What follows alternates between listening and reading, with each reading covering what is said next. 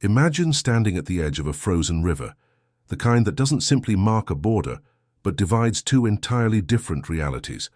On one side, a land where sound itself feels forbidden. On the other, a flicker of light from a distant farmhouse across the Chinese bank, a symbol of life or freedom, depending on who you ask. This is not a border in the traditional sense. It's a fracture line in the human condition. The river, shallow and silent, has carried across it more whispers, prayers, and bodies than anyone dares to count. It is where North Korea ends, and the world, at least what's left of it, begins. No one really knows where the underground railroad that saves North Korean refugees begins. Some say it starts the moment someone stops believing. Others, that it begins with a single question, one too dangerous to ask out loud. In a country where questions are crimes, disbelief is rebellion, and rebellion, no matter how quiet, always finds a way to move. The journey starts in silence. A mother pretending to sleep while her child stares through the cracked window of their apartment block in Musan, where the smoke from coal mines mixes with hunger and dust. A father digging into frozen earth, hiding a small bag of rice that might mean survival tomorrow. A soldier stationed near the Tumen River, pretending not to see the faint shapes moving under the moonlight, because maybe deep down he wishes he was one of them. What drives someone to walk into the darkness, knowing that the first misstep means execution or disappearance? It's not courage, it's exhaustion, the kind that crushes a human spirit slowly until even fear begins to taste like freedom. At night, the North Korean border transforms. Patrol lights cut across the snow like blades. Dogs bark in rhythmic patterns, trained to detect not just movement, but hesitation. Beyond the fence, Chinese farmers pretend not to see. Some are paid to help, others are paid to betray. Between them exists an unspoken world of brokers, guides, smugglers, and believers, the invisible hands that pull the desperate through a network that stretches across mountains, villages, and prayer rooms. It's called the Underground Railroad of Asia, a term whispered, never written. A chain of secret routes connecting the hopeless to the unseen, a passageway operated not by governments, but by faith and conscience. Each link in this chain knows only the next step, and nothing more. That ignorance is their safety. In the cold streets of Dandong, the Chinese city facing Sinwiju, life continues with deceptive normalcy. Neon lights flicker over karaoke bars and trading posts. Trucks cross the bridge carrying goods, propaganda leaflets, and sometimes, in hidden compartments, human souls. Somewhere in the maze of alleys behind the main road, a woman waits. Her name is never the same.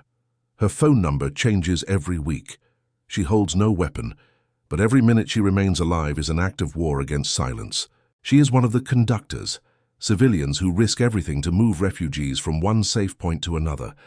They say she used to be a defector herself, that once she crossed the Tumen with a child strapped to her back and a Bible wrapped in plastic under her clothes. Now she sends others down the same path, guided by the same invisible hand that once guided her. Freedom, she says, is not a destination. It's a direction. Across the border, the first step is disorienting. Refugees often describe it as a silence that feels heavier than any noise. The landscape doesn't change much, the same mountains, the same frozen soil. But the air tastes different. They're in China now, but safety is still far away. Chinese authorities treat defectors as illegal migrants, not refugees. If caught, they are sent back to certain torture, forced labor, or public execution. Every step after the river must be taken with paranoia as a companion. From the border, the Underground Railroad branches like veins through rural towns and forgotten roads. Each safe house is a pulse in the network, a place of warmth, food, and whispers. In one, an old pastor and his wife hide 6 refugees under their floorboards. They know the risk. They've seen their neighbors disappear for less. But when the sun sets, they pray aloud, not for safety, but for strength. In another town, a broker named Lee runs what looks like a small shop selling second-hand clothes. Behind the shop's back wall is a hidden door leading to a narrow passage. It smells of damp wood and gasoline. He never stays long, just long enough to hand over forged documents and a small packet of rice. He doesn't ask where they're going. He only reminds them, don't speak Korean until you reach Laos.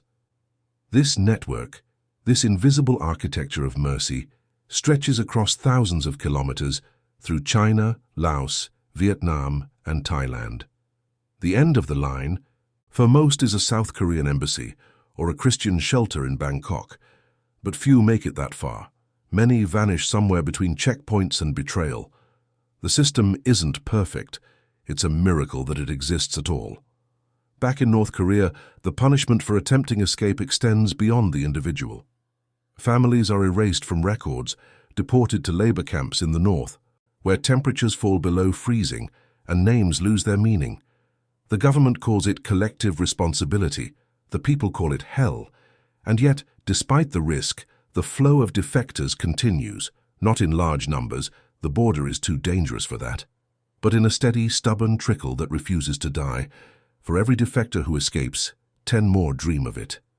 They memorize maps drawn from memory, study the patterns of patrol guards, learn to read the frozen river's surface for weak spots where water still moves. Some prepare for years, others decide in one night. The moment of decision always looks the same. An empty stomach, a whisper in the dark, a glance at the portrait of Kim Il-sung on the wall, and then a step toward the unknown. The Underground Railroad is not a physical tunnel or a train. It is a living idea, one built on secrecy, faith, and desperation. It survives through human instinct, the one that refuses to accept that borders can define a soul. Inside North Korea, no one speaks of escape. The walls have ears, and even the birds are said to report to the state. But rumors travel faster than punishment. A young woman in Hyason might hear that her cousin's friend made it to Seoul, that someone sent back money through brokers, that in the south, food falls from shelves and people complain about having too much. To those who have never seen a supermarket, these stories sound like mythology. But mythology in places of hunger can be more powerful than truth. And so the cycle begins again. Another plan, another night, another crossing. Those who help them often come from churches scattered across China and Southeast Asia, hidden congregations operating under threat from both local authorities and North Korean agents. In small prayer rooms, maps are laid out under candlelight. The faces of the refugees are remembered, not photographed. Every journey is a secret sermon. Every escape, a small resurrection. But even miracles require logistics. Money must move. Passports must be forged. Guards must be bribed. The Underground Railroad depends on a network of donors and activists, many of whom will never meet the people they save. A businessman in Seoul wires money to a contact in Yunnan. A missionary in California sends encrypted messages through social media. Each connection is fragile, each action deliberate. The Chinese government officially denies the existence of this network. To acknowledge it would be to admit that thousands are fleeing a supposed ally. So they hunt it quietly, raiding safe houses, monitoring churches, and arresting brokers. Some conductors have spent years in Chinese prisons for human trafficking. Others vanish into black sites never seen again. Still, new names appear to replace them. It's as if the idea itself refuses to die. There are moments when the journey feels almost sacred. A young defector, barely 20, crosses into Laos after walking for 17 days. She hasn't spoken in 4. When she finally reaches a small chapel near the Mekong, she collapses before she can even drink the water offered to her. Later, when asked what she thought about during those days, she says simply, "I thought of my mother's hands." Each refugee carries their own ghost, a sibling left behind, a child lost to hunger, a friend executed for owning a foreign DVD.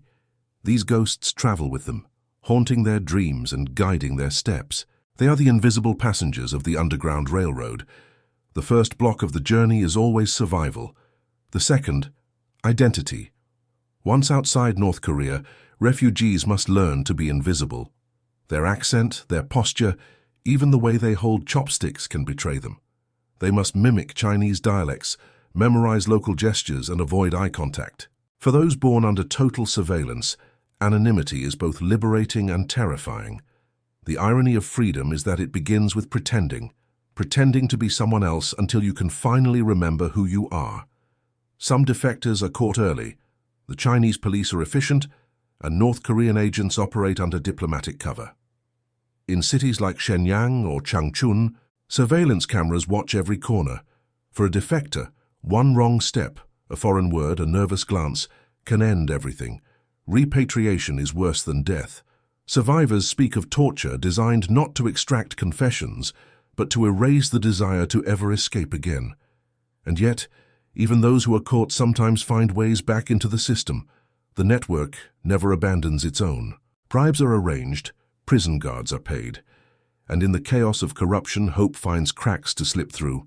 It's strange how something as fragile as faith can stand against one of the most oppressive regimes on earth. But maybe that's the secret.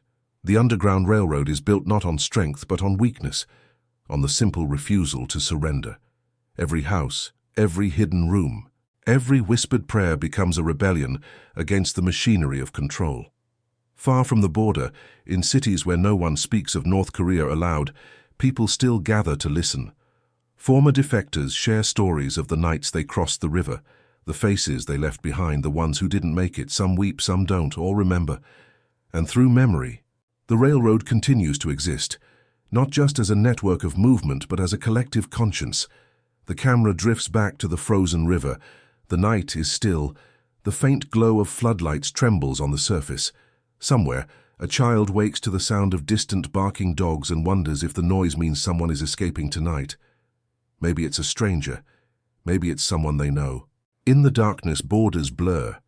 The river carries stories instead of bodies now, stories whispered from one survivor to another, until the world beyond the parallel starts to listen. Because in the end, the Underground Railroad is not about escape.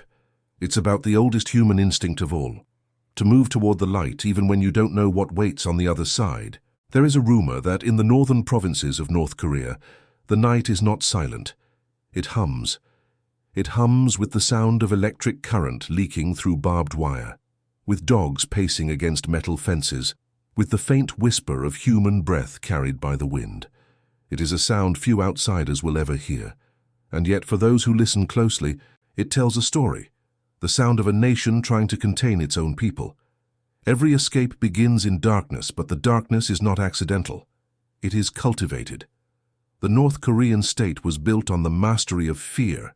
Fear as architecture, fear as discipline, fear as faith. The borders are not just fences of steel, they are psychological walls, engraved into the minds of every citizen from birth. The propaganda teaches that beyond the river lies a wasteland, that the outside world is dying, that the people of the South eat dust and worship corruption. It is a powerful illusion, but illusions have cracks. Sometimes a contraband radio changes everything. In a rural house near the border, a family once found a radio receiver buried inside a shipment of rice. It was Chinese-made, cheap, fragile, but it worked. At night, when the children slept, the father tuned it until a strange voice cut through the static, a woman speaking Korean, but with a different rhythm, a warmth foreign to their own broadcasts. She was reading news from Seoul, real news.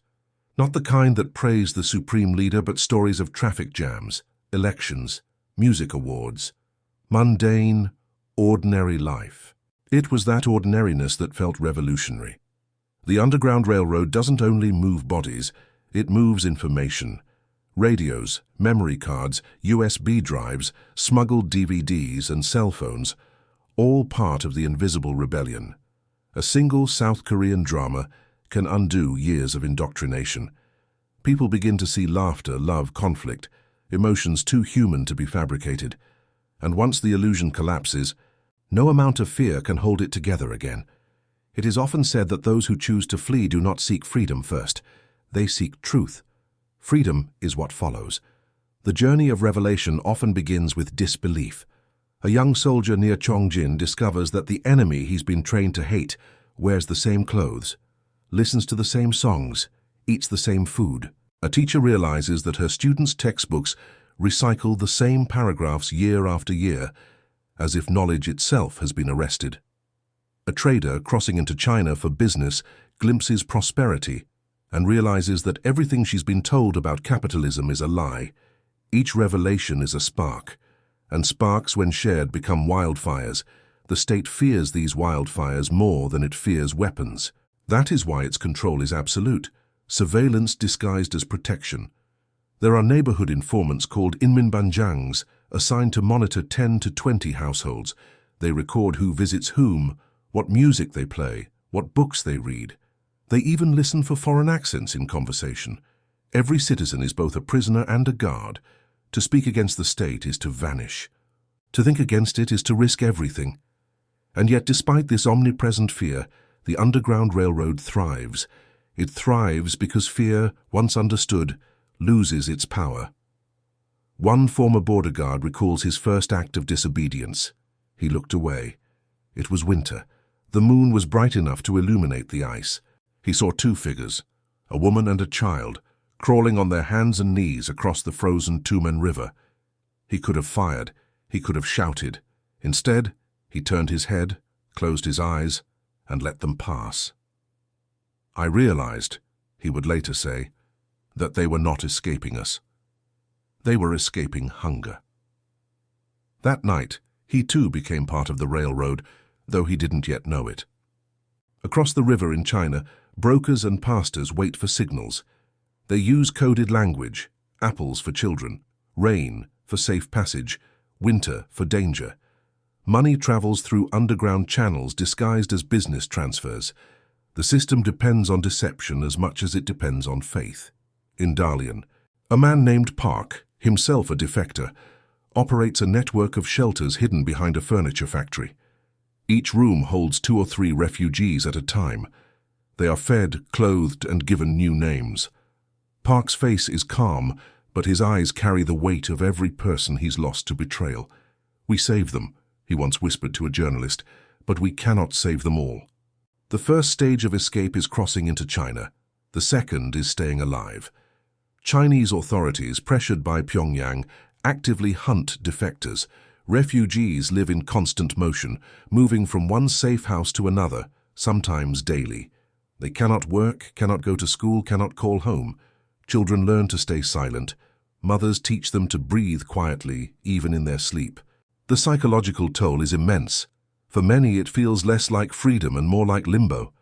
And yet, amid this tension, compassion emerges in unlikely places. Chinese villagers, though warned not to help, sometimes leave food on riverbanks or keep doors unlocked during certain nights. One woman near Tumen City recalls leaving bowls of rice outside her barn whenever she saw footprints in the snow. "I pretended not to know who ate it," she said. "That was my way of surviving my conscience." The railroad's second phase often involves Christian missionaries. They are the invisible backbone of the operation. Some work officially as aid workers, others as teachers or traders, all under false identities. They coordinate crossings through coded emails and satellite phones. Each rescue costs between $3,000 and $10,000, a fortune for those involved. The money covers bribes, transportation, and the risk of silence. In the Chinese city of Kunming, deep inside Yunnan province, lies one of the railroad's most critical junctions. From here, refugees are smuggled south through Laos and Thailand. The journey can take weeks, sometimes months. They travel by foot, by bus, by boat, always in fear, always one wrong face away from ruin. Every checkpoint is a test of composure. Chinese officers look for nervous behavior, unfamiliar accents, or mismatched papers. Many refugees memorize fake biographies, new names, birthplaces, even dialects. A single slip can undo everything. Some are caught and sent to detention centers, where they are interrogated for weeks before being repatriated. Those who resist often disappear permanently. For the railroad to function, sacrifice is constant. Every safe house that is exposed must be abandoned. Every contact arrested must be forgotten. The chain survives by amputating itself. It is brutal but necessary. What few outside the system realize is that the railroad has its own internal structure, an unspoken hierarchy of trust. At the top are the coordinators, often defectors who have resettled in South Korea or the US. They provide funding, intelligence, and moral direction. Beneath them are the brokers, the risk-takers who operate on the ground.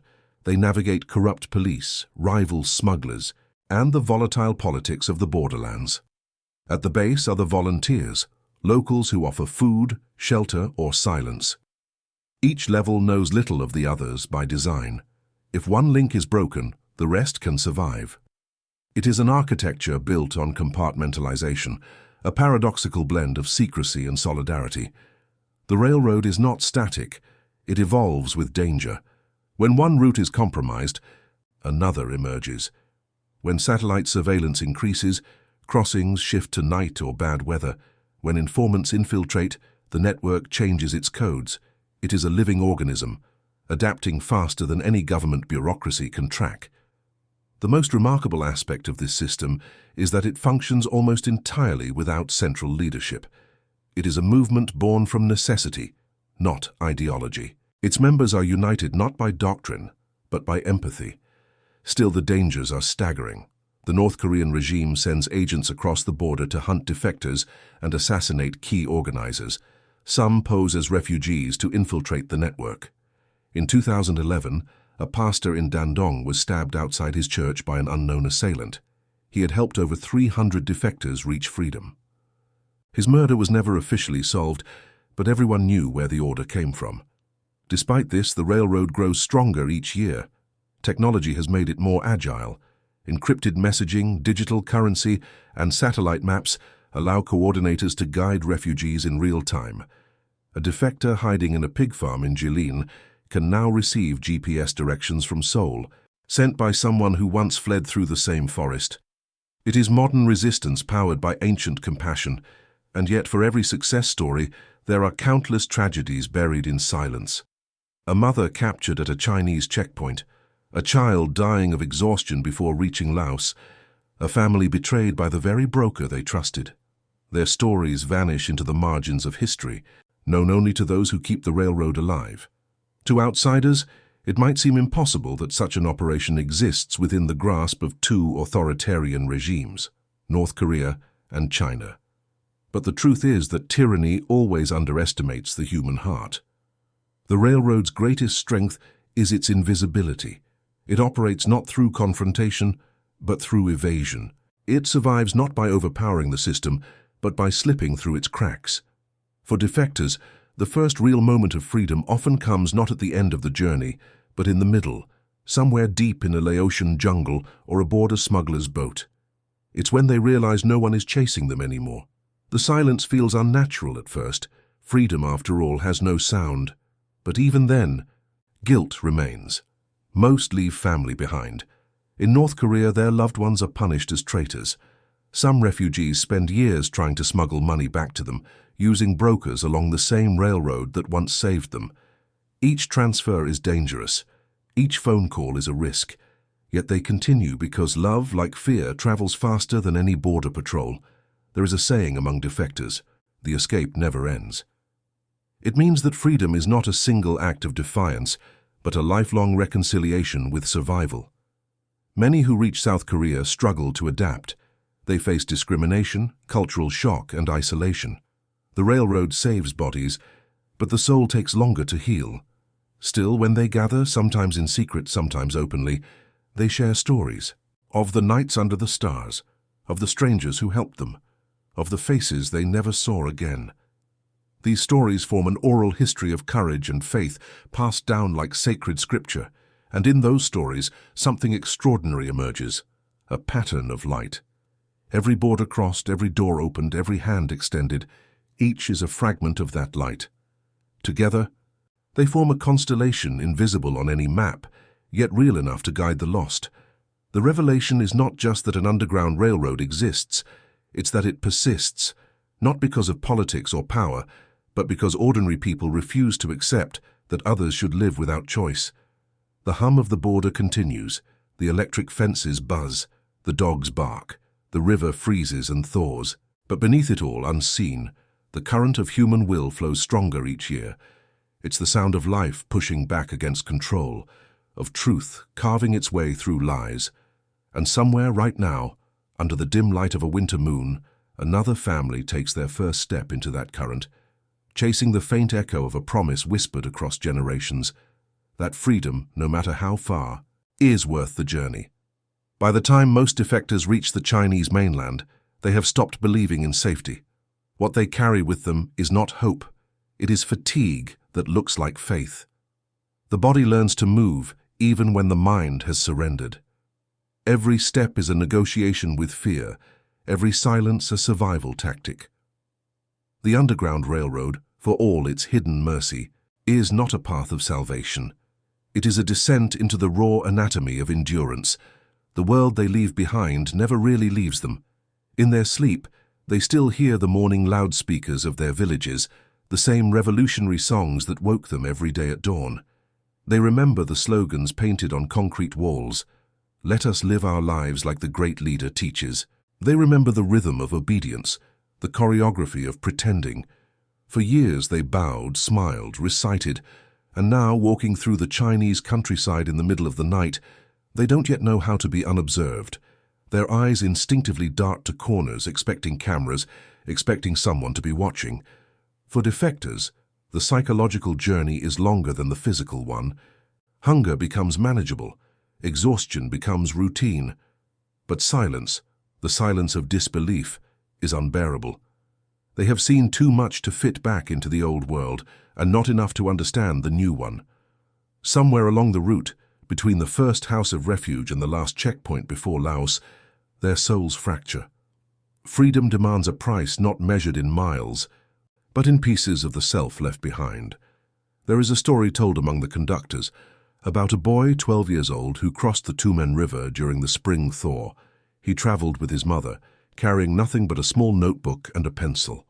They were hidden in a barn by a farmer sympathetic to the cause, but the mother fell ill, pneumonia from the cold water. The boy stayed with her until she died, then continued alone, clutching the notebook like a relic. When he finally reached a safe house near Kunming, he handed it to the pastor there. Inside were drawings of every place they had slept, every stranger who had helped them, every border crossed. On the last page the boy had written one line, "If I die, tell the world my mother tried." The pastor buried the notebook in his garden. He said he could not bear to send it south. It belonged to the soil that had hidden them both. Stories like this circulate quietly among those who help.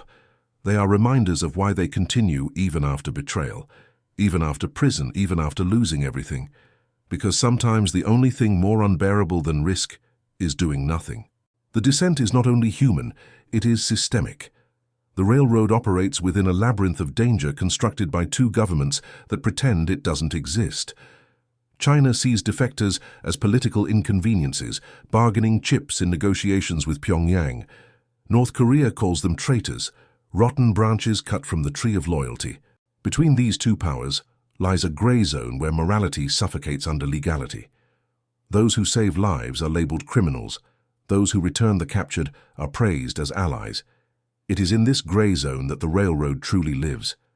Its routes pass through forests where no GPS can guide, through towns where bribes are paid in cigarettes and silence. The currency of survival is fluid. Money, food, compassion. Sometimes a single act of kindness becomes the difference between life and disappearance.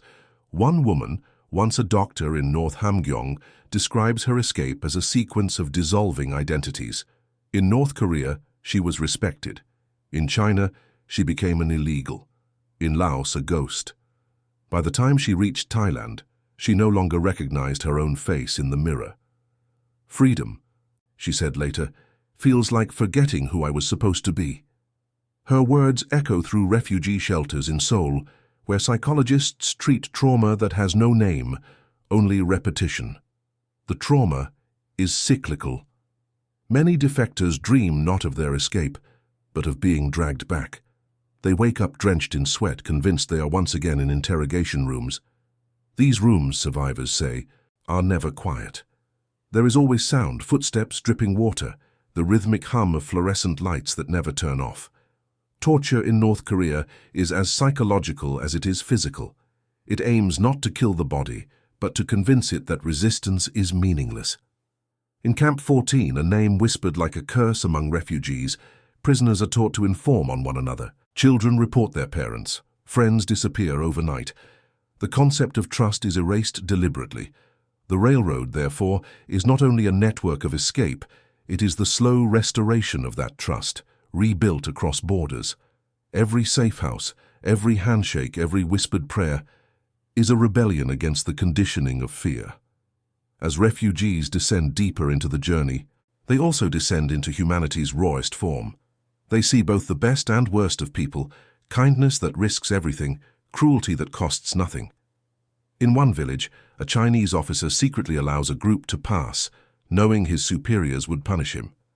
In another, a broker sells 2 defectors to traffickers instead of helping them. The railroad cannot protect against betrayal. It can only survive it. Among those who vanish, women suffer most. China's one-child policy and gender imbalance created a black market for brides. North Korean women are often sold into forced marriages, their identities erased. Some live for years under assumed names, trapped in rural villages where the law cannot reach. And yet, even among them, the railroad's whispers circulate. Some escape again, this time with children born from captivity, risking everything to reach the south. They become both victims and rescuers, mothers and guides. A defector named Yun Mi once led such a journey. She had been sold to a Chinese farmer at 19. For 6 years she lived as his wife, raising 2 daughters she was never allowed to register. When she learned that the railroad still existed, she contacted a broker in secret. One night under heavy rain, she fled with her children, walking for 3 days before reaching a pastor's house in Yunnan. She eventually made it to Thailand, and from there to Seoul. Today she works as a translator for new arrivals. She tells them that freedom is not immediate, that it feels at first like exile. The descent into freedom is paradoxical. The further refugees move from North Korea, the closer they come to confronting their own ghosts. Many are overwhelmed by guilt. They left family behind, sometimes under circumstances that can never be undone. In North Korean camps, the punishment for a defector's escape extends to 3 generations. Entire lineages are wiped out. A brother sent to a mine. A grandmother starved to death in a re-education facility. Every success story on the railroad casts a shadow of unseen suffering behind it. Some defectors send coded messages through Chinese intermediaries, hoping to let their families know they are alive. The messages are simple. The bird has flown. The stars still shine. But these words are dangerous. Intercepted communications can condemn dozens. Many never send anything, choosing silence over risk. The railroad's spiritual center is built on this silence. In secret church basements across China, prayers rise for people whose names can never be spoken. The pastors who lead these gatherings are often defectors themselves. They understand that belief, like escape, is an act of rebellion. North Korea punishes Christianity with death, branding it an infiltration of Western corruption. But in the darkness of these basements, faith survives as defiance. Candles flicker over maps, marked with routes and symbols, each flame representing a life in transit. There is a moment every refugee remembers, the point when exhaustion becomes transcendence. It usually happens in the jungles of Laos or on the boats crossing the Mekong River.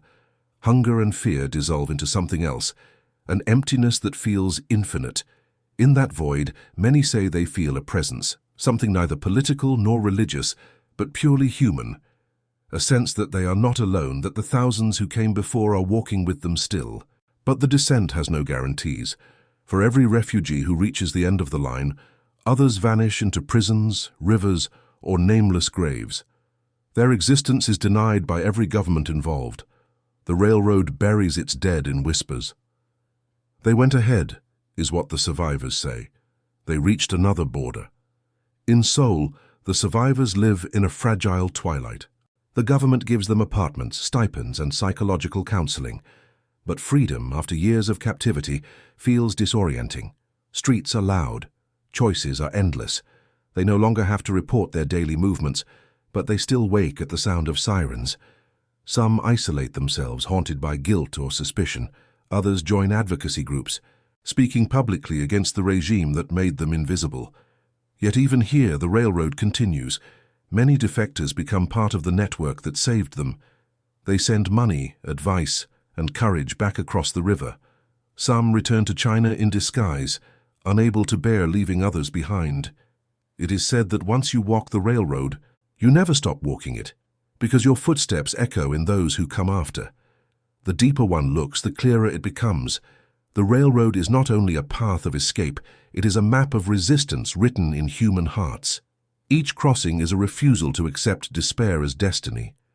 Each survivor becomes another link in a chain that stretches beyond geography, beyond politics, beyond fear. There are no monuments for the fallen conductors, no memorials for the nameless dead. Their graves are unmarked, their names forgotten by history. But in the quiet moments, when the border rivers freeze and the wind hums through the barbed wire, it is said you can still hear them, not ghosts but echoes, the sound of footsteps on ice, the murmur of prayers in languages forbidden to exist. It is not a story of triumph, it is a story of endurance, the slow, painful assertion that life continues even under the weight of impossible cruelty. In the descent lies the truth, that freedom is not found at the end of the railroad, but in the courage to step onto it. And as long as there are those willing to take that first step, the Underground Railroad will never die. It will wait beneath the surface, silent but alive, humming beneath the frost, carrying the faint heartbeat of a people who refuse to vanish. Somewhere between the jungles of Laos and the streets of Bangkok, the Underground Railroad begins to surface, not just as a rumor whispered in border towns, but as a truth impossible to hide. For years, the world pretended not to see it. Governments denied it, diplomats ignored it, and even journalists feared it. But like light seeping through cracks, exposure is inevitable. The story was too human to remain buried. It began with fragments. A video smuggled out of China showing a small group of Koreans kneeling in a truck, their hands bound, waiting to be deported. A letter from a missionary describing the capture of an entire family near Kunming. A series of testimonies from defectors who reached Seoul, each recounting a network so intricate, so resilient, that it defied comprehension. They called it God's Trail. Others called it the Invisible Road. But among those who risked everything to walk it, it was simply known as the way out. To expose it was to risk destroying it. But silence had already cost too much. The railroad existed in a paradox. It could only save lives if no one spoke of it. Yet it could only grow if the world believed it existed.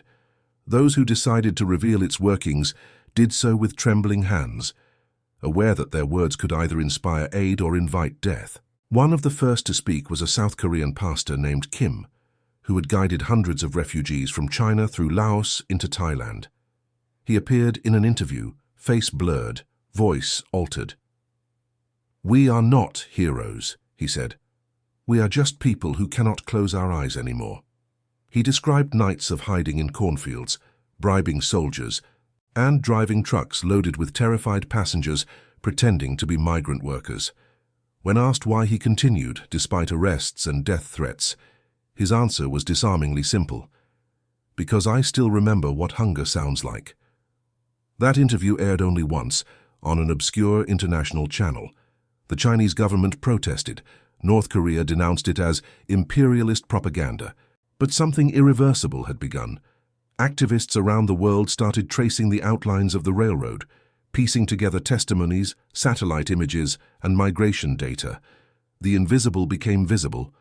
It was then that the world glimpsed the scale, a network stretching across thousands of kilometers, connecting hidden safe houses in China to churches in Thailand, to embassies in Cambodia, to shelters in Seoul, a human web woven out of courage and faith.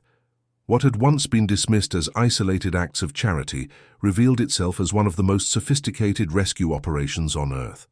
And yet, exposure came at a cost. Chinese security forces began to tighten surveillance. Border patrols increased. Cameras were installed near rivers, drones deployed along mountain paths. The North Korean regime, furious at the leaks, retaliated with brutal efficiency, arresting families of known defectors, executing brokers, and planting spies among refugees in the south. The railroad adapted, codes changed, routes shifted further south. The light that had revealed it now forced it deeper underground, but the world had already seen. And once seen, it could not be unseen. For the first time, international attention turned toward those fleeing North Korea not as statistics, but as lives. Churches in Seoul organized fundraising drives. Human rights organizations launched documentaries and petitions. A small number of Western diplomats, quietly defying their own government's neutrality, began granting asylum to defectors found in their territories. What had begun as an underground network of faith now reached the chambers of global politics. Still, the railroad remained fragile. Each exposure brought new threats. For every rescued defector, others were captured. Many simply vanished into China's detention system, ghosts without names. China continued to insist that repatriation was a matter of immigration, not morality. North Korea rewarded informants with food, money, and status. The border became an economy of betrayal. Inside the shelters in Laos and Thailand, refugees waited for weeks, sometimes months, for resettlement interviews. They lived between hope and fear, surrounded by others who shared the same invisible wounds. Some drew maps of their journeys, others prayed. Many just stared at the ceiling, unable to believe they had survived. The railroad had carried them across nations, but the weight of memory could not be smuggled away. And yet, within these temporary refuges, something extraordinary happened. Defectors began to organize themselves, not as victims but as witnesses. They documented their routes, catalogued the people who helped them, and recorded testimonies for future generations. Their stories began to circulate online, translated into multiple languages. They were no longer merely escaping North Korea, they were exposing it. A defector named Ji, once a government clerk in Hamhung, became one of the movement's unexpected chroniclers. In Seoul, he published a series of memoirs recounting his escape through China and Laos. He described the night he crossed the Tumen River with two friends, how one fell through thin ice and never resurfaced, how the other turned back, unable to bear the sound of pursuit dogs. Ji reached Thailand after 40 days on the run. His book, 40 Days of Silence, became an underground bestseller across Asia. It wasn't just his story, it was the railroad's heartbeat, captured in words. Through testimonies like his, the world began to grasp what the defectors had endured. The hunger, the indoctrination, the fear of execution, yes, but also the strange tenderness that existed between strangers in the darkness. The pastor who gave his coat, the farmer who left food by the fence, the child who shared half a rice cake with a woman he would never see again. The railroad was built as much on love as on strategy. Still, love alone could not sustain it. Funding was scarce. Many of its organizers lived under constant threat. Some of the earliest conductors, the pastors, brokers, and missionaries who laid its foundation, had vanished without a trace. Their names survive only in whispers passed from one safe house to another. He was one of the first, people say. She crossed the same night as 10 others but never arrived. Their absence is the railroad's true map, its geography drawn by loss. Exposure also brought betrayal from unexpected places. Media attention attracted opportunists, fake brokers who promised safe passage only to exploit refugees. Some infiltrated churches to gather information. Others sold defectors' identities to Chinese authorities. The line between savior and predator blurred. The railroad responded by fragmenting further, decentralizing its routes. Now, no single person could claim to know it all. Only fragments existed, like constellations invisible unless seen from above. For those still inside North Korea, whispers of the railroad spread through secret channels. Farmers spoke of neighbors who went to the mountains and never returned. Families received coded notes hinting at survival. Some even believed that angels carried people away. The myth grew faster than the truth, but that myth gave courage to the hopeless.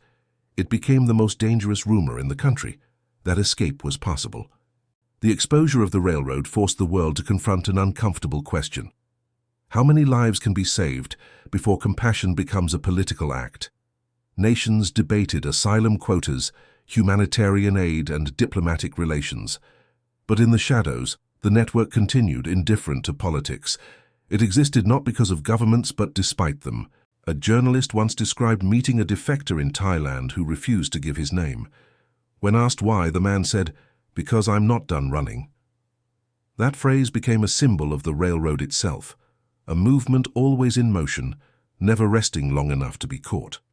By the late 2010s, the railroad had evolved into a hybrid operation of humanitarian aid, intelligence, and underground resistance. Technology replaced much of the old faith-based communication. Encrypted chat rooms replaced whispered prayers. Drones mapped safer crossings. But even in this modern form, the essence remained unchanged. people risking their lives to carry others out of the dark. The exposure brought another shift, the participation of North Korean defectors themselves as leaders. Those who once fled became the rescuers. They used their knowledge of dialects, roots, and psychology to guide others. Their presence changed everything. The railroad was no longer a foreign mission. It had become self-sustaining, driven by those who understood its cost best. One of these leaders, a woman named Suk, had crossed the border at 16 after her parents starved to death. Years later, she returned to China under a false identity to rescue 3 children. She was captured and imprisoned for 2 years. When released, she returned again. "If I stop," she said, "their ghosts will follow me." Her story reached the United Nations, where she testified anonymously. Her voice shook, but her words cut through the diplomatic silence. Every border you draw with fear becomes a grave. Even as the railroad became more widely known, its essence remained hidden. It was never about religion, politics, or even rescue. It was about defiance. Each journey exposed a truth the regime could not tolerate, that the human spirit cannot be permanently imprisoned. Satellite images began to capture faint traces of new routes, paths carved through forests, movement patterns near rivers. Analysts tried to map it, to quantify it. But they missed the point. The railroad is not geography. It is humanity in motion. In the South, documentaries began to air. Faces blurred, voices altered, but the message clear. There is a secret network saving lives. And for every success, a dozen more remain in the shadows, waiting. Exposure gave the railroad power and vulnerability. It reminded the world that salvation has a price, that every act of freedom is paid for in silence, secrecy, and loss. Yet despite everything, arrests, executions, betrayal, the railroad still moves, quietly, invisibly, through mountains and jungles, through faith and fear, carrying those who dare to imagine a life beyond the border. Because once a story is told, it cannot be untold. Once truth escapes, it cannot be recaptured. The world now knows of the railroad, but only those who have walked it understand what that really means, that somewhere in the night under the same stars, there are people still moving toward the faintest glimmer of light. And though the borders remain, the darkness is no longer complete. The exposure, like dawn, has begun. At dawn, the borders look different. The rivers that once divided fear and freedom turn to mirrors, reflecting the pale sky as if nothing had ever happened beneath them. No soldiers, no dogs, no footsteps in the snow. Only water silent and unaware of the stories it carried. The war between silence and survival has always been fought in places like this, in the cold margins of maps, where human endurance leaves no trace. For those who have crossed, life is a new language. Freedom does not sound the way they imagined. It is not loud or triumphant. It is quiet, sometimes unbearably so. The air is unpoliced. The streets have no slogans. The sky is too open. For a people raised under surveillance, openness feels like exposure. Many stand in the middle of cities like Seoul or Bangkok, unsure of where to go, as if the world were too large to step into all at once. There is a strange stillness that follows survival. Refugees describe it as a kind of emotional vertigo, the moment when movement stops and the past catches up. During the journey, fear was constant, sharp, familiar. Now in safety, fear dissolves, leaving a hollow silence behind. For some, that silence is peace. For others, it is unbearable. They miss the rhythm of caution, the weight of purpose.